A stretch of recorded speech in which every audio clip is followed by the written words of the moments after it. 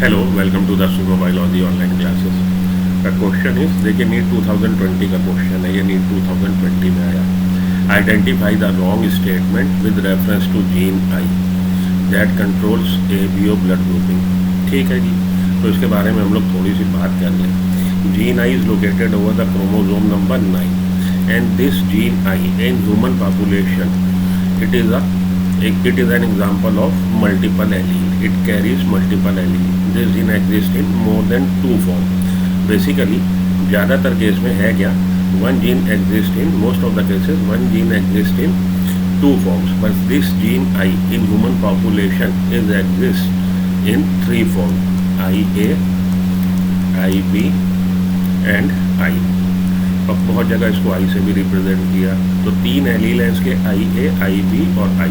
इसका काम क्या है? ये gene situated over the surface of plasma membrane of human RBC, और ये it is responsible for the production of sugar. इसकी वजह से शुगर एक बनती है। तो IA की वजह से A टाइप की शुगर बनेगी, जिसको हम लोग शुगर पॉलीमर कह लीजिए, एंटीजन भी बोलते हैं, एंटीजन का काम करती है। IB की वजह से B टाइप की बनेगी, और I या I बहुत जगह, बहुत बुक्स में आई से रिप्रेजेंट किया गया, बहुत बुक में लोअर केस आई से। इसकी वजह से कोई भी शुगर नहीं बनती। तो बहुत जगह इसको IO भी लिखा रहता है। तो O यहाँ पे O नहीं है कि O टाइप की शुगर बनेगी, O यहाँ पे 0 है बेसिकली, कि कोई भी शुगर नहीं बन रही। तो A की वजह से A टाइप की, IB की वजह से B टाइप की, और I ये केवल या ये I एक ही बात है, इसकी वजह से कोई भी शुगर नहीं बन रही। ठीक है जी। शुगर बन कहाँ रही है? RBC की प्लाज्मा मेम्ब्रेन पे। अब आप जानते हैं कोई भी जीन है जिसके जो 2 फॉर्म है, मान लीजिए इसका 3 फॉर्म नहीं, केवल 2 फॉर्म है, IA और IB। सपोज एक मिनट मान के चलिए, वैसे तो 3 फॉर्म है, आपको पता है 3 रूप में, लेकिन अगर ये 2 फॉर्म होते हैं तो किसी भी इंडिविजुअल में जो जीनोटाइप पॉसिबल था वो ये कॉम्बिनेशन पॉसिबल था कि IA हो, या IA हो, या IB हो।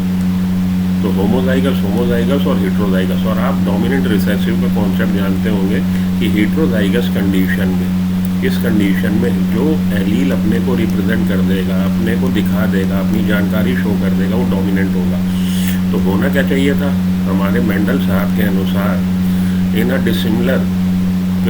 dissimilar pair of allele, one allele dominates the other, and allele that dominates the other known as dominant allele. One allele managed to express itself. That allele which managed to express itself, that allele is dominant. एक allele अपनी जानकारी को show कर देगा, एक allele नहीं show कर पाएगा। तो या तो ये शो कर देता, A टाइप की शुगर बन जाती, तो हम कहते हैं कि ये डोमिनेंट है, A is dominant over B, या ये शो कर देता B टाइप की शुगर बन जाती, A टाइप की ना बन पाती, तो हम कहते हैं B is dominant over A। तो मेंडल के लॉ ऑफ डोमिनेंस के अनुसार जब भी डिसिमिलर पेयर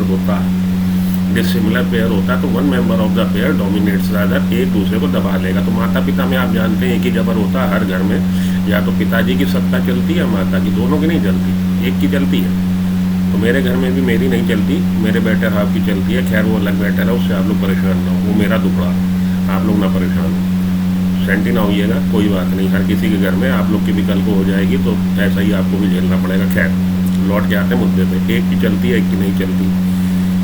तो दिक्कत तो वहाँ पे है ना, जब दोनों घर में है तो एक ने दूसरे को दबा लिया, या इसने इसको दबा दिया। लेकिन अगर मानो थानेदार घर नहीं, हमें किसी का डर नहीं, घर में हम ही हो, मतलब होमोजाइगस कंडीशन हो, तो भले होमोजाइगस कंडीशन हो, जब उसको दबाने वाला एलील नहीं है, तो होमोजाइगस कंडीशन में ये एलील रिसेसिव होते हुए भी अपनी जानकारी दिखा देगा। ठीक है, ये होता है, ये है लॉ ऑफ डोमिनेंस। एक एलील डोमिनेंट होगा, एक एलील दिखा देगा, एक एलील नहीं दिखा पाएगा। लेकिन को डोमिनेंस उस केस में कहलाता है, वो केस को डोमिनेंस कहलाता है जहाँ पे दोनों ही पहलवान हार नहीं मान रहे। ये इसको पटकना चाहता है, IA वो चाहता है जी मेरी चले, IB चाहता है मेरी चले, तो दोनों अपने को दिखा देंगे, दोनों तरह की शुगर बन जाएगी, A भी बन जाएगी, B भी बन जाएगी। तो इस तरह का इंडिविजुअल जिसमें जेनेटिक मेकअप ये है IA और IB, उसकी RBC की प्लाज्मा मेम्ब्रेन पे A एंटीजन भी बन जाएगा, B एंटीजन भी, A शुगर भी बन जाएगी, B भी।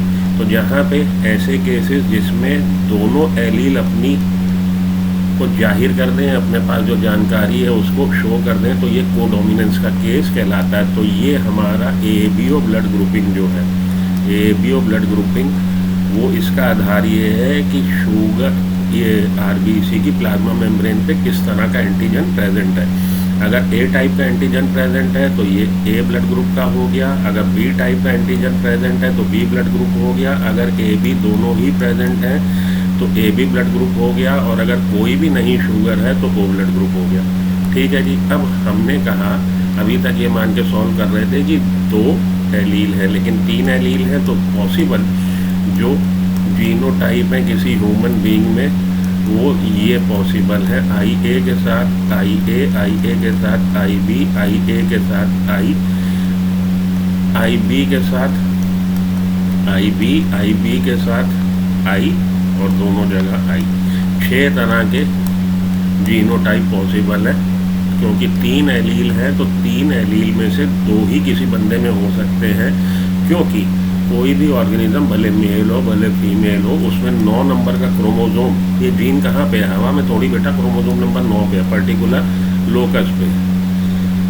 तो जब हम लोग के पास 2 सीटर गाड़ी है, एक स्कूटर है जिसकी 2 गद्दी है, एक आगे एक पीछे, तो भैया तीसरा आदमी हवा में नहीं रहेगा, 2 ही जगह 2 ही क्रोमोजोम है, 9, और क्रोमोजोम का पार्ट है जीन, क्रोमोजोम पे सिचुएटेड है, तो एक जीन यहाँ सिचुएटेड है आई, एक जीन यहाँ सिचुएटेड आई।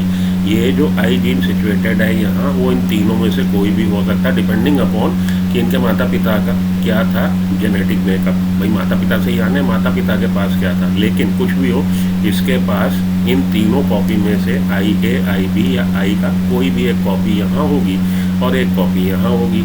तो दोनों ये जो कॉम्बिनेशन बन रहा है, इन 6 में से कोई भी कॉम्बिनेशन होगा। अब बात समझ में आ गई आपके। तो ये एक तो ये जीन आई जो है मल्टीपल एलील का केस है।